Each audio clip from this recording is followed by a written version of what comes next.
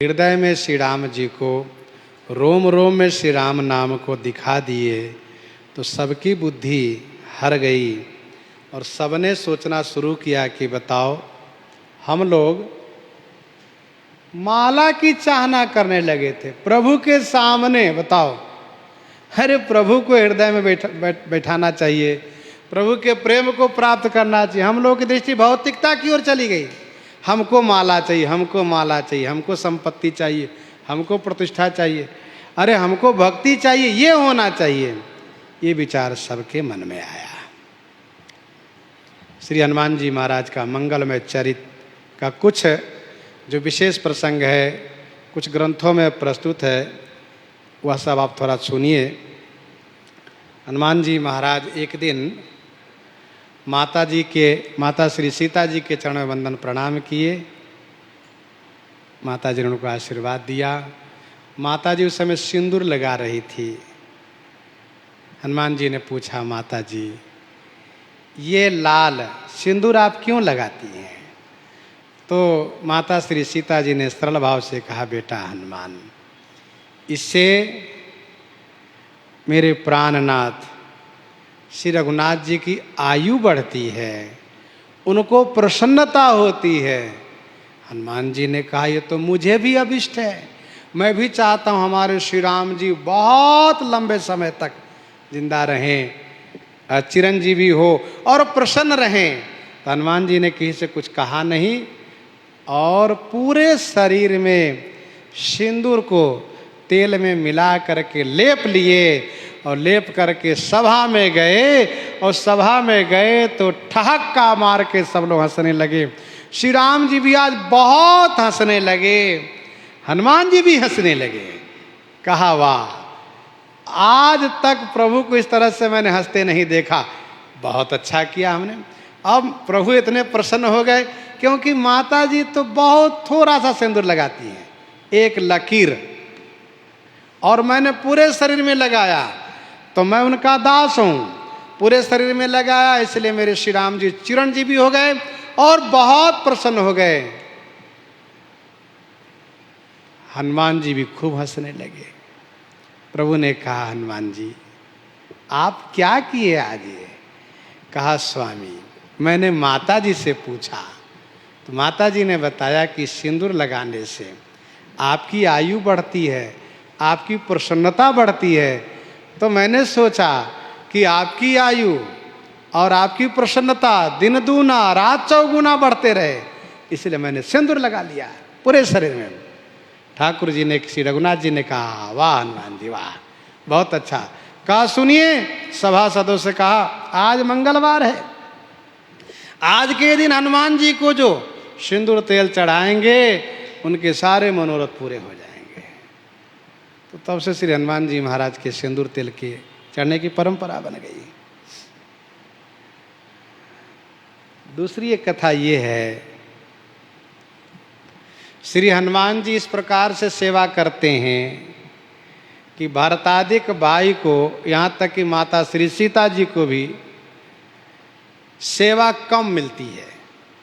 सभी सेवा पर हनुमान जी अपना कब्जा किए रहते हैं, सब सेवा हनुमान जी करते हैं। एक दिन भरतादिक भाइयों ने माता श्री सीता जी के सामने सेवा की तालिका तैयार किए और सेवा की तालिका में सुबह से लेकर के, अर्थात श्री राम जी जब जगते हैं उससे उस समय से लेकर के और रात्रि में जब तक सोते हैं उस समय तक के लिए सेवा की सारी तालिका बना दिए और सबका स्थान दिए, अमुक अमुक अमुक सेवा करेंगे। और हनुमान जी को कहीं जगह ही नहीं दी, हनुमान जी को किनारे कर दिए। सेवा की तालिका को लेकर के माता श्री सीता जी के माध्यम से श्री रघुनाथ जी के सामने प्रस्तुत किया गया। श्री रघुनाथ जी उस पर हस्ताक्षर कर दिया, ठीक है ऐसी सेवा करो आप लोग। हनुमान जी महाराज ने उसको पढ़ा तो देखा कि मेरे लिए तो कोई जगह ही नहीं है। हनुमान जी ने कहा, क्यों, मेरे लिए कहीं कोई जगह नहीं है? तो श्री भरतादिक भाइयों ने कहा कि इसके अलावा जो सेवा आप कर लीजिए। तो हनुमान जी ने देखा सब सेवा तो लोग ले लिए, कोई सेवा तो छोड़े नहीं है, हम कौन सेवा करें? सारी सेवा लोग ले लिए, नहाने से लेकर शयन तक का। तो हनुमान जी बड़े बुद्धिमान ठहरे हैं। उसी बीच श्री राम जी को जम्हाई आ गई। हनुमान जी ने कहा, हाँ। जैसे श्री राम जी को जम्हाई आई और श्री राम जी ने चुटकी बजाई, हनुमान जी ने कहा ये सेवा किसी ने नहीं ली है। हनुमान जी ने कहा मैं चुटकी बजाने की सेवा ले रहा हूं, किसी को कोई एतराज कहा नहीं। श्री राम जी से दस्तखत करवा लिए, प्रभु मेरी सेवा पर आप हस्ताक्षर करिए। कहा ठीक। अब श्री हनुमान जी महाराज श्री राम जी के सामने बैठे रहते, हमेशा देखते रहते, क्योंकि जम्हाई का कोई समय निर्धारित नहीं है, जम्हाई कभी भी किसी भी क्षण आ सकती है। इसीलिए हनुमान जी महाराज बिल्कुल समीप में बैठ गए और देख रहे हैं। तो श्री राम जी भी बड़े लीलाधारी, कुछ देर के बाद जम्हाई लेते हैं, हनुमान जी चुटकी बजा देते हैं। अब सब लोग परेशान हो गए कि बताओ हम लोगों ने हनुमान जी को अलग करने का प्रयास किया, तो हनुमान जी तो और निकट में हो गए, अब क्या होगा। श्री राम जी सोने के लिए गए, तब भी हनुमान जी वहीं बैठे। माता श्री सीता जी ने कहा जब प्रभु सो रहे तो यहाँ तो नहीं रहना चाहिए। कहा माता जी किसी भी क्षण प्रभु को नींद खुलेगी, जम्हाई आएगी, तो इसीलिए मैं यहीं रहूँगा। कहा नहीं नहीं बेटा, हनुमान ऐसा नहीं रहना चाहिए, नहीं करना चाहिए, हट। अच्छा ठीक है। तो हनुमान जी कंगूरे पर जाकर बैठ गए और कंगूरे पर बैठ करके चुटकी बजाना शुरू किए। क्यों? हनुमान जी ने सोचा ये मेरी सेवा है चुटकी बजाने का, और मैं प्रभु के पास हूँ नहीं, तो इसलिए मेरी सेवा वहाँ पहुँचती रहेगी, जब जब जम्हाई लेंगे तब। अब हनुमान जी जब चुटकी बजाने लगे तो प्रभु भी जम्हाई लेने लगे, जम्हाई पर जम्हाई, जम्हाई पर जम्हाई, सो नहीं रहे, केवल जम्हाई ले रहे हैं। हनुमान जी महाराज चुटकी की गति बढ़ा दिए तो श्री राम जी अब जम्हाई लेने मुंह खोले छोड़ दिए, जम्हाई लेते रह गए। माता श्री सीता जी घबराई, ये क्या बात है प्रभु, क्या हो गया। बार बार जम्हाई से मुंह खोले रह गए प्रभु, जम्हाई पर जम्हाई। श्री किशोरी जी ने श्री कौशल्यादि माताओं को बुलाया, कहा देखिए क्या हो गया प्रभु को। समझ नहीं पाई श्री कौशल्यादि माताएं, उनको जो टोटका आदि करना चाहिए, जादू मंत्र टोटका, वो सब उन्होंने किया। माताओं की प्रकृति हो तो झाड़ फूक करना कराना सब किया, कुछ फर्क नहीं पड़ा। गुरु जी को बुलाया गया, गुरु जी ने आकर देखा सब तो है, लेकिन हनुमान जी कंगूरे पर बैठे हैं, क्या बात है, कैसी ऐसी बात है। ओ ये बात है, हनुमान जी को बुलाओ तुरंत। हनुमान जी को बुलाया, हनुमान जी आए, श्री सीताराम जी को प्रणाम किए। गुरु श्री वशिष्ठ जी ने कहा हनुमान जी क्या बात है। कहा गुरु जी ऐसी ऐसी बात है, मेरी सेवा लोगों ने छीन ली, इसलिए मैंने ये सेवा ली है। माता श्री किशोरी जी ने कहा हनुमान जी सभी सेवाओं में सर्वाधिकार, पहला अधिकार आपका रहेगा। कहा बस ठीक, चुटकी बजाना बंद। ठाकुर जी का मुंह बंद हो गया। फिर इसके बाद सब खुश हो गए, सब प्रसन्न हो गए। तो ये हनुमान जी महाराज की एक लीला है, बहुत सुंदर प्रसंग है, चरित्र है। एक कथा और प्रस्तुत की गई है, इसी क्रम में कई कथाएं हैं।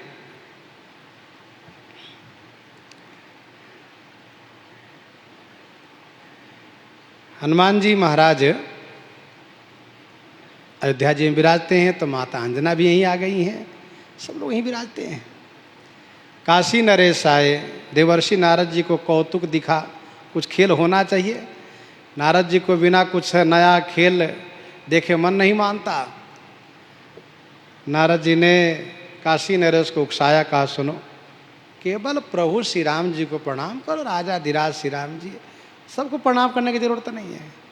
काशी नरेश ने कहा बाबा जो विश्वामित्र जी बैठे, कहा क्या जरूरत है, नहीं प्रणाम किए। तो काशी नरेश महामुनि को प्रणाम नहीं किए, श्री राम जी को प्रणाम किए। महामुनि विश्वामित्र जी को बुरा लगा, उन्होंने श्री राम जी से कहा प्रभु काशी नरेश तो बहुत ढीठ हो गया है, शिष्टाचार को पालन नहीं किया, मुझे प्रणाम नहीं किया, ये ठीक नहीं है। प्रभु ने कहा बिल्कुल, ये बिल्कुल गलत किया उसने, क्योंकि मेरी मर्यादा में कलंक है वह, इसीलिए उसको मार दूंगा। सूर्यास्त होते होते मैं उसको मार दूंगा। आज 3 बाण निकाल दिए। काशी नरेश को पता चला, घबराए, अब क्या करें। नारद जी को स्मरण किया, नारद जी ने कहा देखो एक उपाय है, माता अंजना के चरण में जाकर के वंदन करो, वे अभय कर देंगी तो बच जाओगे, अन्यथा श्री राम जी के कोप से कोई नहीं बचा पाएगा आपको। अच्छा ठीक है। माता अंजना को प्रणाम किया। अंजना जी ने इनको जैसे कहा माँ रक्षा कीजिए रक्षा कीजिए, माँ ने इनको अभय होने का आशीर्वाद दिया। फिर पूछा क्या बात है, क्यों डरे हो? कैसी ऐसी बात है माता जी? माता अंजना भी स्तब्ध रह गई, अब क्या होगा? अच्छा ठीक है बैठिए। हनुमान जी आए प्रणाम करने के लिए माता जी को। माता अंजना ने कहा हनुमान मैं जो कहूँगी करोगे?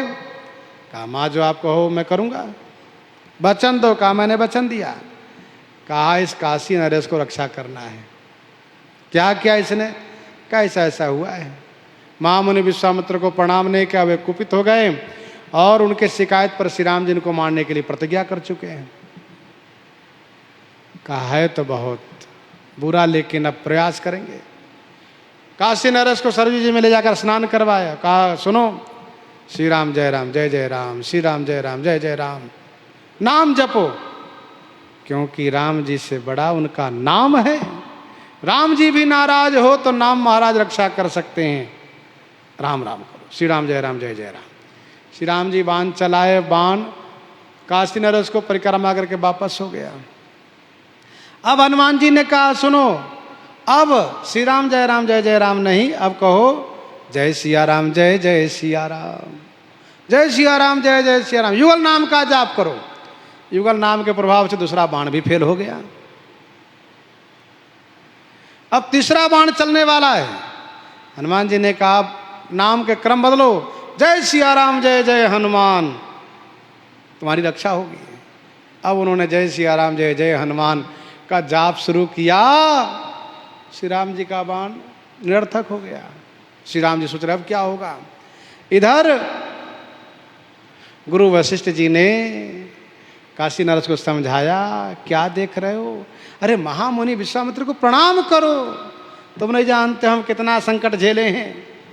बाबा बड़े क्रोधी हैं, प्रणाम करो खुश हो जाएंगे, बड़े दयालु भी हैं। लाग दया कोमल चित संता, प्रणाम करने से महात्मा प्रसन्न हो जाते हैं, चाहे जितना अपराध किए हो। काशी नरेश ने जाकर जैसे प्रणाम किया, त्राहि मां महामुनि, विश्वामित्र जी ने उनको आशीर्वाद दिया, अभय किया, बात सब वहीं पर पूरी हो गई। तो हनुमान जी महाराज की लीला ये है। हनुमत विनोद एक पुस्तक है, उसमें भी कई कथाएं लिखी गई है। हनुमान जी अयोध्या जी में घूम रहे थे, एक कपड़े के दुकानदार ने कहा कि ये बताइए कि आप लंका कैसे जला दिए? कहा कैसे जला दिए? अरे उसी के कपड़े, उसी का तेल, उसके नगर हम जला दिए। कहा कैसे जला दिए, हमको समझ में नहीं आता है। 2-4 बार कहा। हनुमान जी ने कहा काम करो, तेल ले आओ, कपड़ा तुम्हारे पास ले आओ और ला करके लपेट दो हमारे पूछ, वही दिखाते कैसे जला दिए सो। और वो भी मूर्खता ही किया। ले आया तेल, उसे डुबोकर कपड़ा लपेट दिया हनुमान जी के पूछ में और लगा दिया माचिस। हनुमान जी ने उसी की दुकान जलाना शुरू किया। घबराए दुकानदार, अब क्या होगा। फिर श्री राम जी की दुहाई दिया, तब हनुमान जी उसके दुकान को छोड़ दिए, बचा दिए, पूरा जलने से बचा दिए। तो ये हनुमान जी महाराज की लीला है।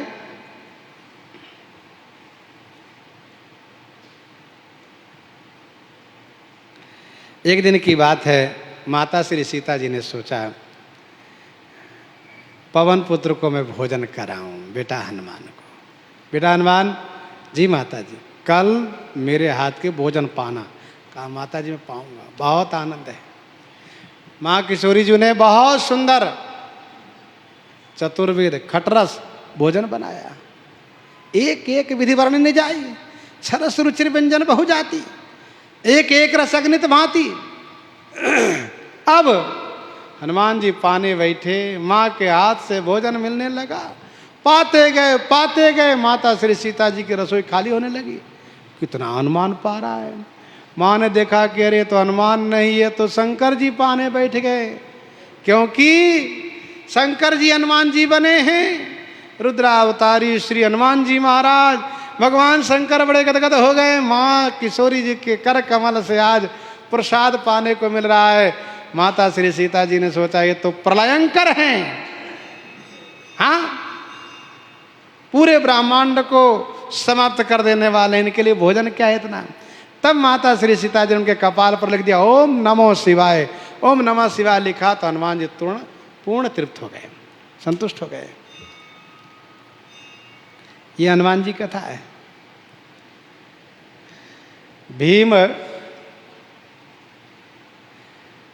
भीम उस समय में नलिनी वन की ओर चला है सहस्रदल कमल लेने के लिए। वायु देवता ने एक कमल का फूल श्री द्रौपदी जी को दिया है, तो उन्होंने भीम से कहा कि इसके जोड़ा बनाओ, लगाओ, दूसरा फूल ले आओ एक थे। तो भीम चले हैं फूल लेने के लिए, और ये बहुत दूर है। कदली वन के बाद नलिनी वन है। नलिनी वन माने कमल वन है। हनुमान जी महाराज कदली वन में रहते हैं। हनुमान जी महाराज को पता लगा कि भीम आ रहा है, तो हनुमान जी जो सकड़े मार्ग हैं उसी पर अपनी पूंछ को फैला करके और एक शिलाखंड पर लेट करके और जम्हाई लेने लगे, राम राम करने लगे। और इतना ही नहीं, कभी कभी हनुमान जी अपनी पूंछ को पटक देते हैं। पटक देने से पूरा क्षेत्र कंपायमान हो जाता है, और क्षेत्र को कंपायमान होने से भीम के रोए खड़े हो जाते हैं। ये कहां से आवाज आई? इस प्रकार से भीम धीरे धीरे धीरे करके आगे बढ़ते गए, पहुंच गए उसी जगह पर जहां हनुमान जी लेटे हैं। भीम ने कहा अरे वानर, ओ वानर, अपनी पूंछ हटा लो। हनुमान जी ने कहा अरे मैं बीमार हूं, लगता है कि तुम दयावान नहीं हो, निर्दयी हो। बताओ, मैं सो रहा था, तुमने जगा दिया, क्या बात है बताओ। तब भीम ने कहा मुझे आगे जाना है, मुझे कमल का फूल लाना है नलिनी वन से। हनुमान जी ने कहा आगे नहीं जाओ, आगे रास्ता ठीक नहीं है, मारे जाओगे। भीम ने कहा मैं मरूं चाहे जीऊं, उसे तुम्हें क्या फर्क पड़ता है? मैंने तो ये नहीं कहा कि मुझे तुम बचाओ, इसलिए मुझे रास्ता दो, मैं जाऊंगा। तो हनुमान जी ने कहा सुनो, जब तुमको जाना ही है तो लांग करके चले जाओ। भीम ने कहा कि नहीं, मैं नहीं लांग सकता, क्योंकि भगवान सभी अंग में निवास करते हैं, इसीलिए किसी को लांघना अपराध लगता है। लांघने से अपराध लगता है, भगवान का निवास होता है शरीर में, सर्वांग में, लांघना दोष है। वैसे लांघने की बात गांव देहात में भी निषेध किया गया है कि नहीं लांघना चाहिए किसी को भी।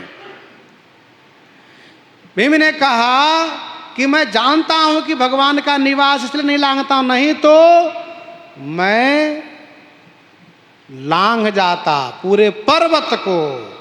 तुम क्या थे? जैसे हनुमान जी समुद्र लांघ गए थे, मैं हनुमान जी का भाई भीम हूं, ऐसा।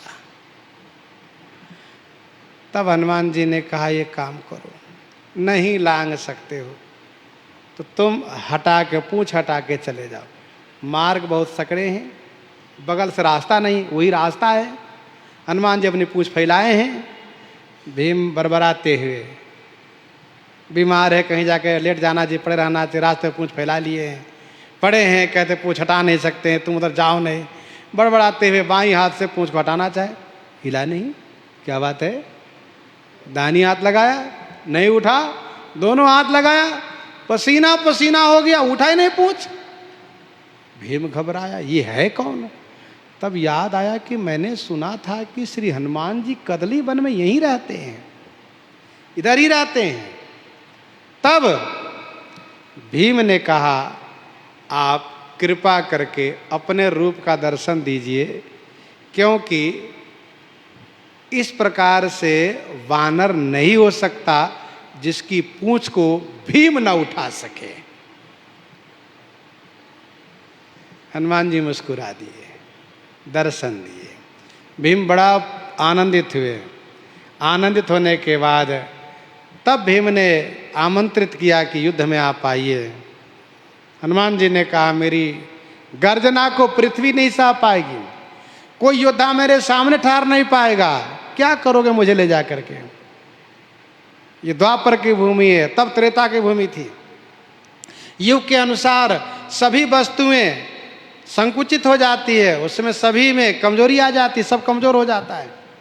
फिर भी भीम ने बार बार आग्रह किया कि आइएगा। हनुमान जी ने कहा मैं नहीं जा सकता, मेरे जाने से कोई लाभ नहीं होगा। तब भीम ने कहा अपना रूप दिखाइए, कैसे आपने समुद्र को लांघा था, कैसे लंका आपने जलाई थी। कहा उसको भी नहीं देख पाओगे। कहा भैया मेरी इच्छा है, मेरे भैया दिखा दीजिए अपने रूप को। तब हनुमान जी ने अपने स्वरूप को दिखाया। देखते गए भीम, जब नहीं देख पाए नेत्र बंद करके आवाज लगे, भैया मैं नहीं देख पा रहा हूं। कौन के तेज बल सीम भट्ट भीम से भीमता निरखी कर नयन ढाके नेत्र बंद कर लिए। जब भीम, तब हनुमान जी छोटे हो गए। फिर हनुमान जी ने कहा ठीक है मैं आऊँगा, अर्जुन के रथ पर रहूँगा। एक कथा तो ये है भीम के बारे में। दूसरी कथा भीम की ये है कि एक जगह पर ये मुनि लोग, ऋषि लोग, मुनि लोग रह रहे थे और बढ़िया प्रसाद पा रहे थे। तो भीम ने कहा सुनिए, प्रसाद पा रहे अच्छी बात है, भोजन छोड़ देते गलत बात है ये। भीम नाराज हो गए मुनि महात्मा पर। कहा सुनिए भोजन नहीं छोड़ना चाहिए, और सुनिए कल से जितना पाना उतने लीजिएगा, और यदि भोजन छोड़ दिए तो पत्तल सहित आपको चोटी में बांध दूंगा, यहीं में रहूंगा। अब सब के सब डर के मारे बेचारे भोजन कम कर दिए। 4 रोटी खाना 3 ही लेते हैं, जो 3 खाते हो 2 ही लेते हो, 2 खाते हो 1 ही लेते हैं। कहीं बच गया तो भीम बहुत परेशान करेंगे। तब ये सब ऋषि मुनि बेचारे कमजोर होने लगे। अब स्वाभाविक है भोजन घटेगा तो कमजोर हो ही जाएंगे। सबने भगवान को स्मरण किया। भगवान ने कहा भीम तुम जाओ और हनुमान जी को बुला कर ले आओ। कहाँ है? कहा नलिनी वन में है। भीम चला हनुमान जी को लेने के लिए, और हनुमान जी के पास भीम पहुंचा है। इसके बाद की वही कथा है जो अभी आप लोगों ने सुनी है। तो श्री हनुमान जी महाराज का प्रसंग, उनकी कथा भीम के कथा से भी संबंधित है, और इनकी कथा अर्जुन से भी संबंधित है, सत्यभामा, चक्र और गरुड़ से भी संबंधित है। कुछ और भी जो कथा का भाग आगे श्रवण करेंगे। इन्हीं के साथ आज सीताराम सीताराम सीता राम सीताराम सीता